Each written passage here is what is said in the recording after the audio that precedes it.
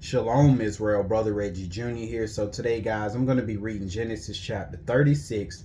Just picking up where I left off from last time, guys. And in this chapter, we're going to be running down the descendants of Esau, or the lineage of Esau. But with that being said, in this chapter, we're going to kind of rewind time. We're going to go back in time a little bit, because we're going to see what happened to Esau whenever Jacob fled from him. Because remember, Esau was purposing to kill Jacob once Isaac died. But remember, Rebekah commanded Jacob to flee to his uncle Laban's house. And from there, we kind of followed Jacob's story, but we never actually seen what happened during all that time.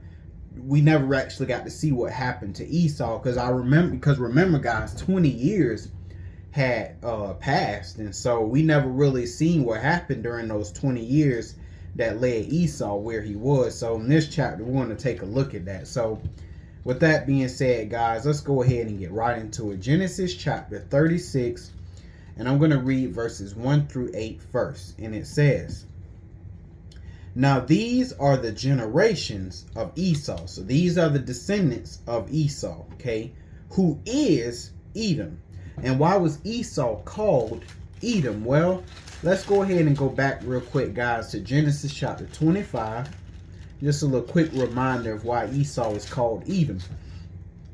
Genesis 25, and I'm going to read verses 29 and 30. And it says, "And Jacob sawed pottage, and Esau came from the field, and he was faint." Because remember, Esau was hunting. So he came back, he was weak, he was tired, and he was hungry. Verse 30. "And Esau said to Jacob, Feed me, I pray thee, with the same red pottage," meaning these red beans you got, "for I am faint." Therefore was his name called Edom, meaning red pottage. Why? Because we know the story. Esau ended up selling his birthright for some red lentils, some red beans. Okay, and that's why he was called Edom, because that is always a constant reminder to Esau. Never forget, you sold your birthright for some red beans. Okay, so that's a reminder to him. Whenever he feels like Jacob stole the birthright or whatnot, that name Edom will always keep him in remembrance. So let's go ahead, guys, and go back to Genesis 36, and I'm going to read verse 2. And it says, "And Esau took his wives of the daughters of Canaan." Now remember, these are the same wives that we read back in Genesis 28 that did not please Isaac. Remember, Isaac was not pleased whenever Esau married those Canaanites, because Isaac did not want Jacob or Esau getting with the daughters of Canaan. He essentially wanted them both to get someone of his own household. But of course, Esau did not take that route. So let's go back to Genesis 28, and I'm going to read verses 7 through 9 so we could see Isaac's reaction to Esau getting those Canaanite wives. And it says, Genesis 28 verses 7 through 9, and this is how the Lord feels right here. Whenever we get with these women of the other nations, you Israelite men, this is how the Lord feels. Okay, it says, "And Jacob obeyed his father and his mother, and he was going to Padanaram," because he was going to Padanaram because he was going to get him a wife of his father's house. Verse 8. Of his kindred. Verse 8, and it says, "And Esau, seeing that the daughters of Canaan pleased not Isaac his father, then went Esau unto Ishmael." So he ended up taking wives of the daughters of Ishmael. But as you see, it said that those daughters of Canaan did not please Isaac his father. And guess what? When we get with the women of the other nations, it doesn't please God our Father.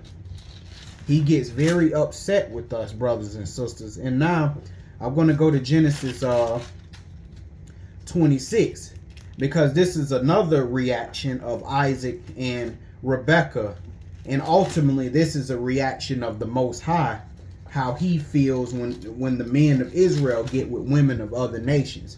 Genesis chapter 26 verses 34 and 35. And it says, "And Esau was 40 years old when he took to wife Judith, the daughter of Beri the Hittite, and Bashemath, the daughter of Elon the Hittite.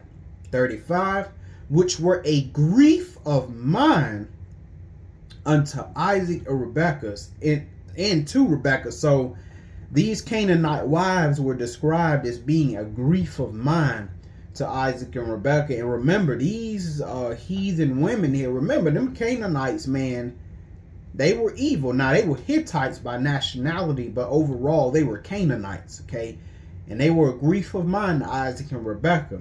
And I'm sure they were doing a lot of idolatry, and I'm sure they had a lot of customs that Isaac and Rebekah hated, all right?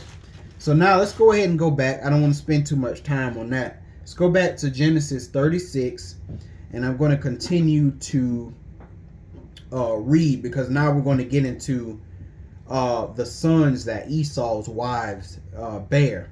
Now, I want to make mention that some of Esau's wives are not mentioned here because it's only going over the wives that bore Esau's sons. But Esau did have other wives, but they're not listed because they did not bear Esau children. Okay, so let's keep reading.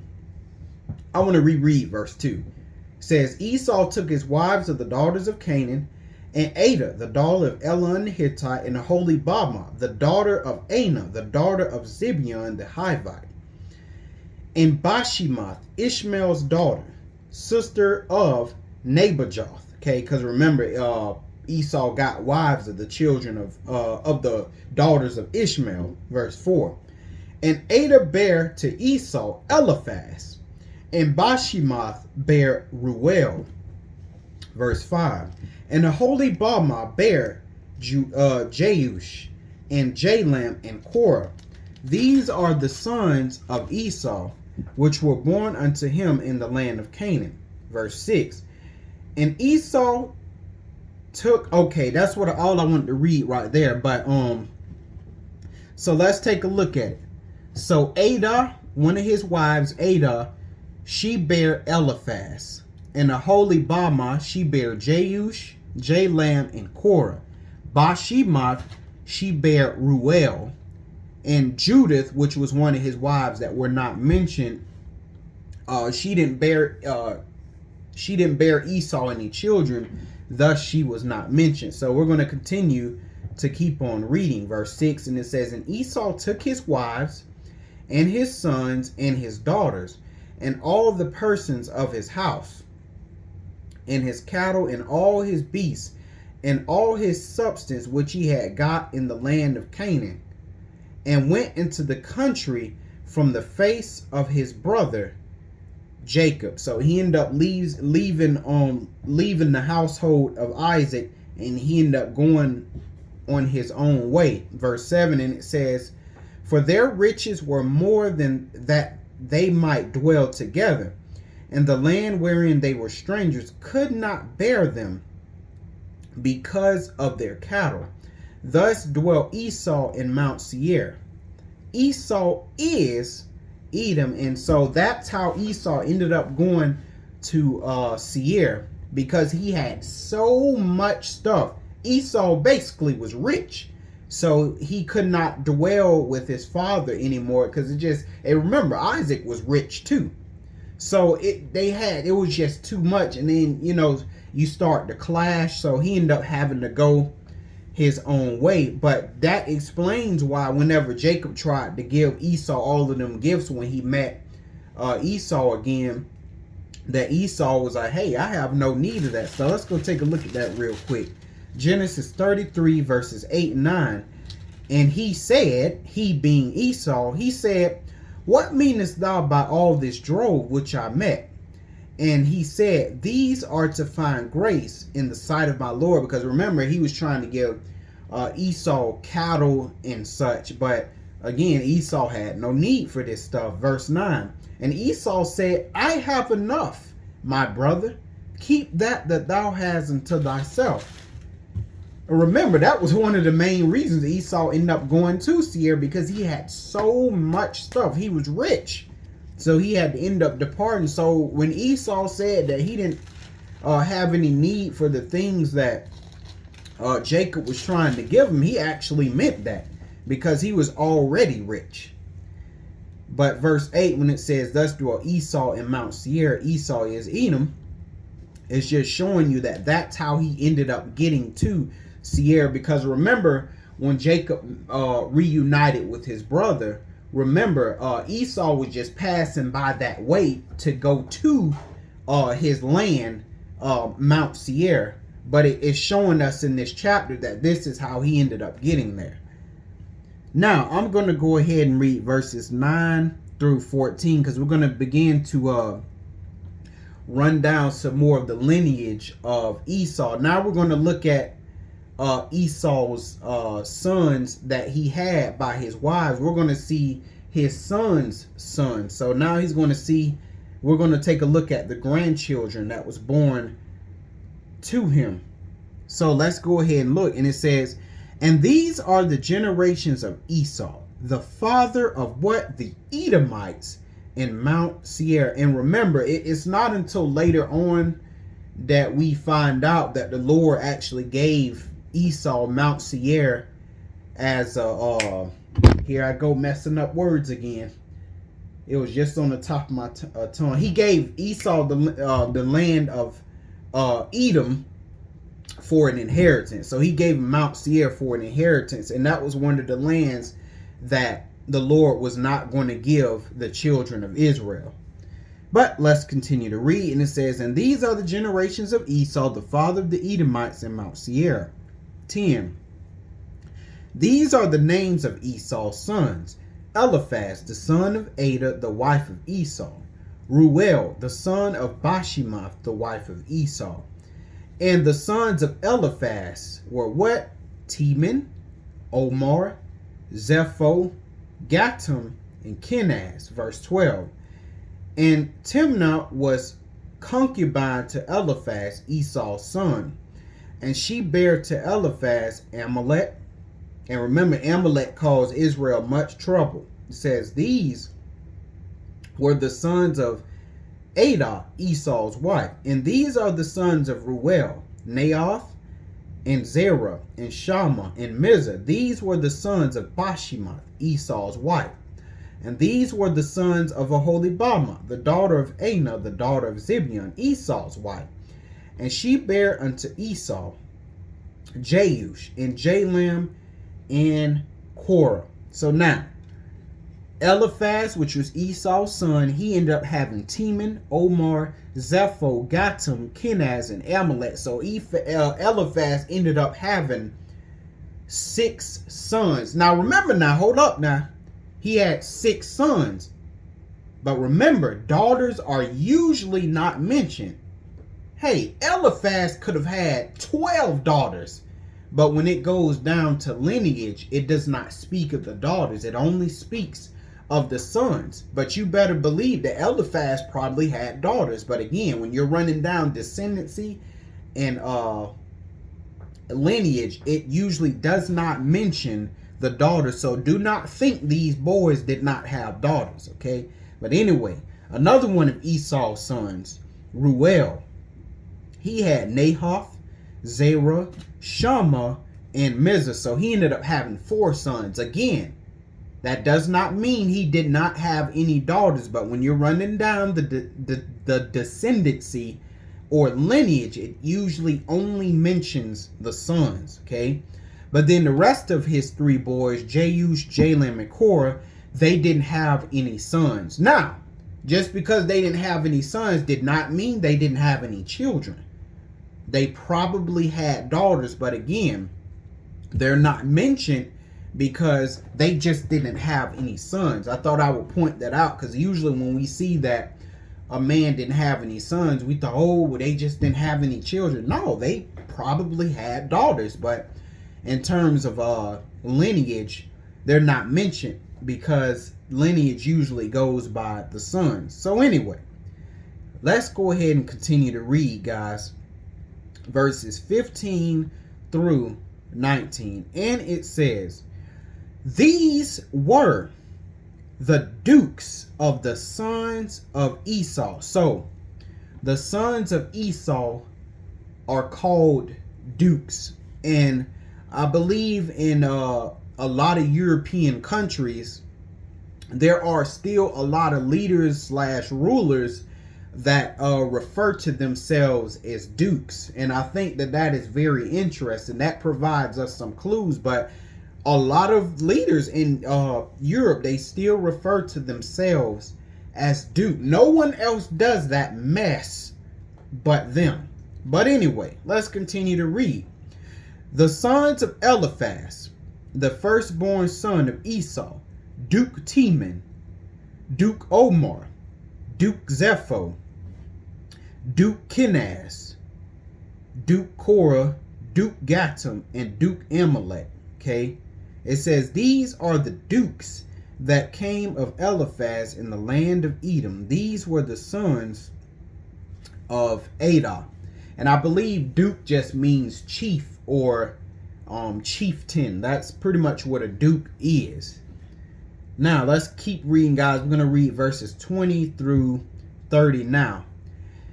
Now, verses 20 through wait a minute, did I read all that? Yeah, I did read all that. But what we're going to end up seeing in verses 20 through 30 is we're going to see a trait of Edom, and that's called assimilation. But let me read 17 through 19. It says, and these are the sons of Ruel, Esau's sons, Duke Nahath, Duke Zerah, Duke Shammah, Duke Mizah. These are the dukes that came of Ruel in the land of Edom. These are the sons of Bashemath, Esau's wife. 18. And these are the sons of Aholibamah, Esau's wife, Duke Jewesh, Duke Jalem, Duke Korah. These were the dukes that came of Aholibamah, the daughter of Anah, Esau's wife. These are the sons of Esau, who is Edom. Never forget, Esau is Edom. He is the man who sold his birthright for some red beans, red mush. And these are their dukes. So now, like I said, I'm going to read 20 through 30. And in this chapter, we're going to begin to see one of Esau's biggest, if not one of his most terrifying traits. And that is assimilation. Okay, verse 20 through 30. And it says, these are the sons of Seir the Horite, who inhabited the land. Okay, so there was a man, his name was Seir, and he was a Horite. And it says at that time, he was the one who inhabited the land before Esau came and knocked him off. Lotan, and Shobal, and Zibeon, and Anah, and Dishon, and Ezer, and Dishon. These are the dukes of the Horites, the children of Seir in the land of Edom. Okay, so we see that Seir, his sons, and his son's sons, they called themselves dukes. Okay, they were the original dukes. But when Esau came, Esau took that. He's a culture vulture. He took that whole order. Esau began to call himself a duke, and his sons dukes, establishing the dukedom, as they say. Verse 22, and it says, and the children of Lotan were Hori and Hemam, and Lotan's sister was Timah. And the children of Shobal were these, Alvin, Manahath, and Abal, and Shepho, and Onam. And these are the children of Zibeon, both Ajah and Anah. This was that Anah that found mules in the wilderness, as he fed the asses of Zibeon his father. And I apologize, guys, I do not do good with these chapters at all that run down the descendancy and the lineage. I struggle so much with these chapters, but hey, nevertheless, I'm trying. 25. It says, and the children of Anah were these, Dishon, and Aholibamah, the daughter of Anah. And these are the children of Dishon, Hemdan, and Eshban, and Ithran, and Cheran. The children of Ezer are these: Bilan, and Zavim, and Akan. The children of Dishan are these: Uz, and Aran. 29. These are the dukes that came of the Horites. So the Horites, they were the original dukes. However, when Esau came, and the Edomites, they took that over. Culture vultures. They took that over. That's one of their traits. They're assimilationists. Duke Lotan. Yeah, okay, I read all that. Right? Nope. Duke Lotan, Duke Shobal, Duke Zibian, Duke Anah, Duke Dishon, Duke Ezer, Duke Dishan. These are the dukes that came of Hori. Among their dukes in the land of Seir. Man, that felt like a whole lot of reading. But anyway, we see that that's what Edom does. Okay, when he comes in the land, let me tell you something. Let's say, you got in the land of Japan or something like that. Let's just say the original Japanese, right? Let's just say you got the original Japanese. Well, let's just say you got a group that come in, they knock the Japanese off, okay? Or they just simply take over the Japanese. And they begin to call themselves the Japanese, okay? And then the real Japanese are in the bathrooms of that country. Well, that's kind of how Esau is, okay? It's like going inside of the land of Israel, knocking off the Israelites or conquering Israel, and then you begin to call yourselves the Israelites. No, we're the Israelites now. It's funny because there's a group that's actually doing that now, that's calling themselves the Israelites. It's calling themselves the Jews, assimilationists. And there's only one group in the world that does that foolishness. See, you have some nations and empires, all they care about is conquering and beating the living crap out of you. But they don't have any real motivation to want to take your identity, take your name from you. They don't really have any real motivation to do that. They simply want to rule over you. But there's a group in this world that doesn't just want to dominate you, but they want to take your identity from you. And then they want to become you. Everything you create, they steal it from you. And then they take it as their own inventions. There's a group in this world that does that. A group that God says that his vengeance is going to burn for them forever. But anyway, guys, let's continue to read because I want to finish this chapter out so we can move on to Genesis 37. So now I'm going to read down Genesis 31 through 43 because now we're going to get into the kings of Edom. So let's go ahead and get right into this thing. Genesis 36 and 31, and it says, "And these are the kings that reign in the land of Edom before there reigned any king over the children of Israel." Because remember, Edom had a king even when we were coming out of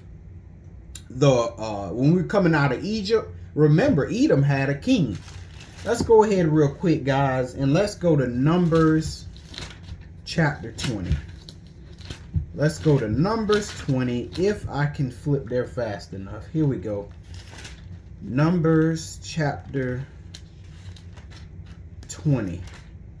And I'm going to read verses 14 and then verses 17 and 18. And it says, "And Moses sent messengers from Kadesh unto the king of Edom." Right? See right there, the king of Edom. Didn't the Lord tell you that Edom had kings long before we had kings? Remember, because we was just coming out of Egypt, out of our captivity. And we see here that Edom had a king. And it says, "Thus saith thy brother Israel, thou knowest all the travail that have befallen us." 15. Well, I'm not supposed to read that. 17 and 18. Moses says, "Let us pass, I pray thee, through thy country. We will not pass through the fields or through the vineyards, neither will we drink of the waters of the wells. We will go by the king's highway. We will not turn to the right hand nor to the left hand until we have passed thy borders. And Moses basically telling Esau, just give us passage through your land, because it's a straight shot to the land of Canaan. And he's assuring Esau that, hey, we're not going to eat any of your supply. We're not going to go through your vineyards and eat any of your grapes.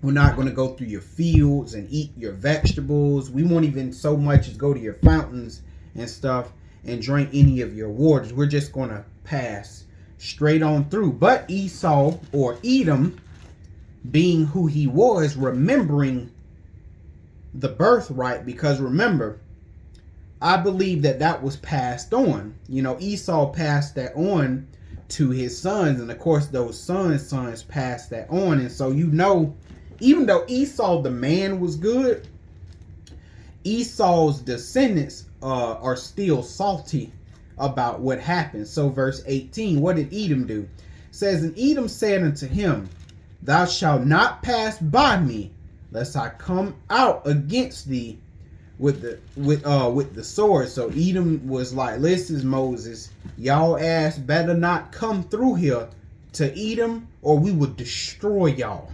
That's basically what he said. I mean, Edom was harsh, man, against us. He was real harsh. He is an enemy to the children of Israel, so much of an enemy that the Lord say, Edom, I know y'all ruling the world right now under this fourth empire, but I assure you, when I come back, I'm taking y'all head off. The head of the snake is going to be taken off. And what did Jesus say? Jesus said in Obadiah, through the prophet Obadiah, then the kingdom shall be the Lord's. So Edom, your day is coming, son. But anyway, let's go ahead and go back, guys, to Genesis 36. And we're going to continue to read. But I just wanted to show you guys that was in fact true, that Edom had a king long before we had one. Verse 32. And it says, and Bela, the son of Beor, reigned in Edom. And the name of his city was Dinhabah. Okay, and Bela died. And Jobab, the son of Zerah and of Basra, reigned in his stead. And don't worry, guys, I'll give you the 8 kings in their order. Okay, 34. And it says, and Jobab died, and Husham of the land of Timnah reigned in his stead. And Husham died, and Hadad the son of Bedad, who smote Midian in the field of Moab, reigned in his stead. And the name of his city was Avith. And Hadad died, and Samlah of Masrekah reigned in his stead. And Samlah died, and Saul of Rehoboth by the river reigned in his stead. 38. And it says, and Saul died, and Baal-Hanan the son of Akbor reigned in his stead. And Baal-Hanan the son of Akbor died, and Hadar reigned in his stead. And the name of his city was Paul, and his wife's name was Mehetabel, the daughter of Matri, the daughter of Mezahab. Man, I struggle so much reading these names, man. Verse 40. And these are the names of the dukes that came of Esau. Dukes, chief chieftain, or a king, according to their families, after their places by their names: Duke Timnah, Duke Alva, Duke Japheth, Duke Aholibama, Duke Elah, Duke Penin, Duke Kenaz, Duke Teman, Duke Mibzar, Duke Magdiel, Duke Iram. These be the dukes of Edom according to their habitations in the land of their possession. He is Edom. He is Esau, the father of the Edomites. Okay, the father of those people who sold their birthright for red beans. But the early kings of Edom in order are: number 1, Bela; 2, Jobab; 3, Husham; 4, Hadad; 5, Samlah, 6 Saul, 7 Baal Hanan, and 8 Hadar.